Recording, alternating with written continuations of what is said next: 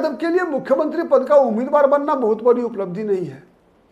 बहुत बड़ी उपलब्धि अगर किसी के लिए है तो वो मुकेश सहनी के लिए है, इसलिए कि मुकेश सहनी एक मल्लाह का बेटा, एक गरीब का बेटा रहा है जो कि सेल्फ मेड है। तेजस्वी यादव के पास अपना जितना है उससे 90% तेजस्वी यादव के साथ लालू यादव की विरासत है, राबड़ी देवी की विरासत है। मुकेश सहनी के पास क्या है? कुछ नहीं है। मुकेश सहनी ने जो भी बनाया है सब अपने बलबूते पर बनाया है। मुकेश सहनी की तुलना आप लालू यादव से भी नहीं कर सकते। क्यों नहीं कर सकते? इसलिए कि लालू प्रसाद यादव जब मुख्यमंत्री बने थे उससे पहले लालू प्रसाद यादव की उससे पहले 20 वर्षों की राजनीतिक यात्रा थी। नमस्कार, मैं हूं प्रदीप कुमार, आप देख रहे हैं पॉलिटिकल आइडिया। पॉलिटिकल आइडिया के आज के इस अंक में आप सभी दर्शकों का बहुत बहुत स्वागत है। मित्रों, बिहार विधानसभा चुनाव चल रहा है। आज दूसरे चरण के लिए नामांकन का अंतिम दिन, महागठबंधन का प्रेस कॉन्फ्रेंस, और महागठबंधन के प्रेस कॉन्फ्रेंस में मुख्यमंत्री पद की उम्मीदवारी तेजस्वी यादव की उसको हरी झंडी मिली। साथ ही मिली मुकेश सहनी के उप मुख्यमंत्री पद को भी हरी झंडी, और साथ ही यह भी जोड़ा गया कि कांग्रेस पार्टी की तरफ से भी उप मुख्यमंत्री होंगे। नाम घोषणा नहीं हुई क्योंकि कांग्रेस का अपना तरीका है नेता चुनने का। उनका विधायक दल की बैठक होती है, वो फिर नाम जो है एक तरह से फॉर्मेलिटी पूरा होता है और अधिकार दे दिया जाता है सोनिया गांधी, राहुल गांधी को कि आलाकमान जिसको नेता बना के भेजेगा, कोई ऑब्जर्वर आएगा दिल्ली से और उसकी घोषणा होगी। तो कांग्रेस की अलग परंपरा है, तो इसीलिए वहां नहीं हुआ। इसके अलावे जो था, लेकिन आज का दिन आप कहेंगे कि किसके लिए सबसे बेहतर दिन है, किसके लिए ये यादगार दिन है, तो अधिकतर के मन में आएगा कि तेजस्वी यादव के लिए, चूंकि उनकी मुख्यमंत्री पद की उम्मीदवारी को आज इंडोर्स किया गया। लेकिन मैं कहूंगा नहीं, तेजस्वी यादव के लिए कोई बहुत बड़ी बात नहीं है। बिहार का मुख्यमंत्री बनना, बिहार के मुख्यमंत्री पद की उम्मीदवारी को अप्रूव्ड होना, यह कोई नई बात नहीं है, उनके लिए कोई बड़ी बात नहीं है, बहुत छोटी बात है। क्यों? इसलिए कि उनके माता जी बिहार की मुख्यमंत्री रह चुकी हैं, कई वर्षों से विधान परिषद में अपने पार्टी विधायक दल की नेता है, कई वर्षों से। उनके पिताश्री लालू प्रसाद यादव बिहार के मुख्यमंत्री रह चुके हैं, सांसद रह चुके हैं, रेल मंत्री रह चुके हैं, ठीक है। उनकी बहन लोकसभा में सदस्य है, राज्यसभा में पहले रह चुकी है। भाई बिहार के स्वास्थ्य मंत्री, वन एवं पर्यावरण मंत्री रह चुके हैं, अभी एक अलग पार्टी चला रहे हैं। एक ही परिवार की दो पार्टियां हैं, राष्ट्रीय जनता दल और जनशक्ति जनता दल। तेज प्रताप यादव की बात मैं कर रहा हूं। तेजस्वी यादव स्वयं 2015 से लेकर अब तक दो बार बिहार में डिप्टी सीएम बन चुके हैं, पथ निर्माण से लेकर स्वास्थ्य विभाग तक के मंत्री रह चुके हैं, बड़े बड़े मंत्रालय संभाले हैं बिहार में। तो तेजस्वी यादव के लिए मुख्यमंत्री पद का उम्मीदवार बनना बहुत बड़ी उपलब्धि नहीं है। बहुत बड़ी उपलब्धि अगर किसी के लिए है तो वो मुकेश सहनी के लिए है, इसलिए कि मुकेश सहनी एक मल्लाह का बेटा, एक गरीब का बेटा रहा है जो कि सेल्फ मेड है। तेजस्वी यादव के पास अपना जितना है उससे 90% तेजस्वी यादव के साथ लालू यादव की विरासत है, राबड़ी देवी की विरासत है। मुकेश सहनी के पास क्या है? कुछ नहीं है। मुकेश सहनी ने जो भी बनाया है सब अपने बलबूते पर बनाया है। मुकेश सहनी की तुलना आप लालू यादव से भी नहीं कर सकते। क्यों नहीं कर सकते? इसलिए कि लालू प्रसाद यादव जब मुख्यमंत्री बने थे उससे पहले लालू प्रसाद यादव की उससे पहले 20 वर्षों की राजनीतिक यात्रा थी। शायद बहुत कम दर्शकों को पता होगा कि लालू प्रसाद यादव 1973 में पटना विश्वविद्यालय छात्र संघ के अध्यक्ष बने थे, 1971 में छात्र संघ के महासचिव बने थे, 1968-69 से लालू यादव राजनीति में रहे। तो अगर 68 से राजनीति शुरू किया और 90 में आकर 22 वर्षों के बाद मुख्यमंत्री बने, तो आप समझ सकते हैं कि लालू प्रसाद यादव ने कितना लंबा संघर्ष किया। और मुख्यमंत्री बनने से पहले वो विधायक रहे, वो सांसद रहे, बहुत कुछ पा लिया था लालू यादव ने। लेकिन आज मुकेश सहनी कि अगर डिप्टी सीएम पद की उम्मीदवारी की घोषणा आज मुझे लगता है मुकेश सहनी के लिए एक बहुत बड़ी उपलब्धि है। वैसी उपलब्धि है जब जैसे कर्पूरी ठाकुर पहली बार बिहार के उप मुख्यमंत्री बने थे, तो खैर आज उप मुख्यमंत्री बने नहीं है, केवल घोषणा हुई है। 1967 में कर्पूरी ठाकुर उप मुख्यमंत्री बने थे। तो वो दिन आप कह सकते हैं कि जैसे एक हजाम का बेटा जब बिहार का उप मुख्यमंत्री बना था, तो आज एक मल्ला का बेटा बिहार का उप मुख्यमंत्री बनने की उम्मीदवारी हुई है, घोषित बने नहीं है, लेकिन अगर बनते हैं अगर, तो वो दिन कम से कम मुझे लगता है कि बहुत ही ऐतिहासिक दिन होगा।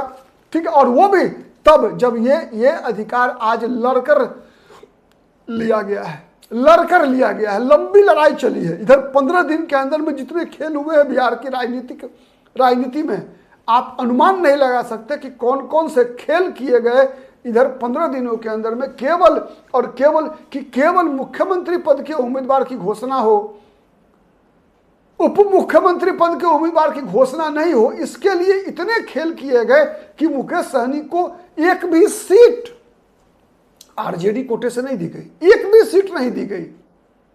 आप अनुमान लगा सकते हैं कि अगर राहुल गांधी ने इंटरफेयर नहीं किया होता उस दिन दीपांकर भट्टाचार्य के कहने पर, तो आज मुकेश सहनी महागठबंधन से बाहर होते। 144 सीटें लड़ी थी आरजेडी पिछली बार, इस बार 143 सीटों पर उम्मीदवार खड़ा है। बताइए मुकेश, और एक सीट एक्स्ट्रा जो छोड़ी गई थी वो सीपीआईएमएल के लिए छोड़ी गई। आप बताइए कौन सी सीट मुकेश सहनी के लिए आरजेडी ने छोड़ी? कहीं नहीं। आरजेडी जितना भी अभी मुकेश सहनी लड़ रहे हैं ये 15 सीटों पर, उसमें आप बताइए 2 सीट तो आरजेडी के खिलाफ फ्रेंडली फाइट हो रहा है, बाबू बढ़ी और चैनपुर विधानसभा सीट। अब बताइए, मैं बताऊं, जब बीजेपी की टिकट पर हिंदू करने वाली पार्टी बीजेपी के टिकट पर लड़ रहा उम्मीदवार जो भारत बिंद, पिछली बार जब जमा खान से हार जाता है, तो जब इस बार 2 उम्मीदवार बिंद समाज के चैनपुर में लड़ रहे हैं, तो जमो खान को हरा पाएंगे? जमा खान को, जमा खान जीत जाएगा दोनों के 2 उम्मीदवार लड़ने से। जनता दल यूनाइटेड के उम्मीदवार हैं जमा खान, वहां से चैनपुर विधानसभा सीट से, जहां वोट बटा जमा खान की जीत होगी। खेल समझिए आप, मैं बता रहा हूं गौरा बौराम में क्या खेल हो रहा है।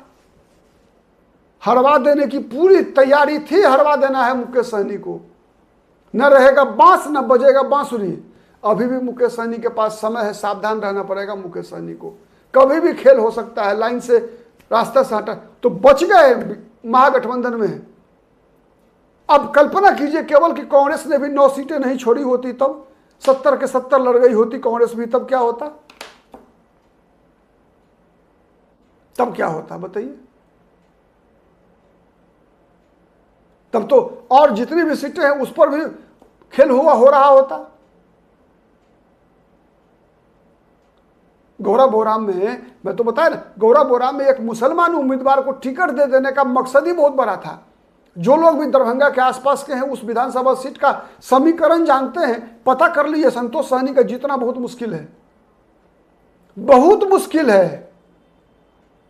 संतोष सहनी को वैसी ही परिस्थिति में फंसा दिया गया है जैसा बीमा भारती पूर्णिया लोकसभा सीट पर फंसी थी।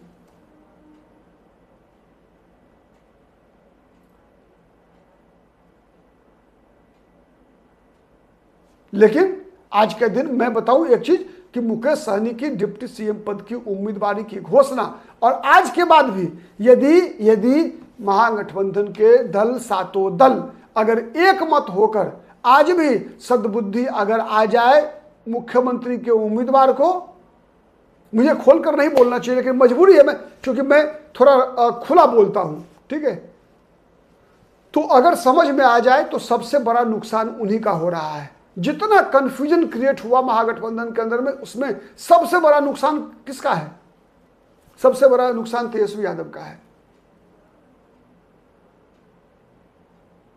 इसीलिए बड़ा दिल दिखाना की आवश्यकता थी, बड़ा दिल अब तक नहीं दिखाया है। अभी भी कुछ ऐसा करना चाहिए जिससे कि गौरा बौराम में कम से कम अफजल अली का इलाज हो सके।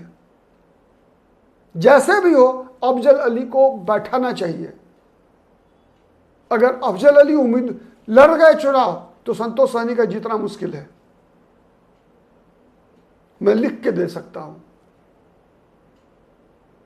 अगर पूरी ताकत से अफजल अली चुनाव लड़ गए तो मुकेश सहनी का जीतना असंभव है वहां गौराबोराम में। तो ये बड़ी चुनौती है मुकेश सहनी के लिए, और ये कितना बड़ा दाग होगा मुकेश सहनी पर बताइए।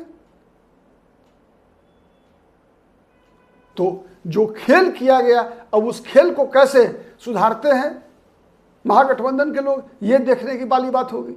लेकिन आज का दिन मुकेश सहनी के लिए ऐतिहासिक दिन है। केवल मुकेश सहनी के लिए नहीं, महागठबंधन, मैं बताऊं, महागठबंधन मुकाबले में वापस आया है। आज अगर मुकेश सहनी के नाम की घोषणा नहीं होती, इससे भी बेहतर होता कि यदि आज महागठबंधन ये स्पष्ट कर देती कि और जो उप मुख्यमंत्री होंगे वो दलित समाज से होंगे, वो मुसलमान समाज से होंगे। तो मुझे लगता है कि आज अगर एक मुस्लिम उप मुख्यमंत्री की बात हो गई होती तो आज गारंटी रखिए कि आज ओवैसी भी बिहार की बाउंड्री से बाहर हो गए होते।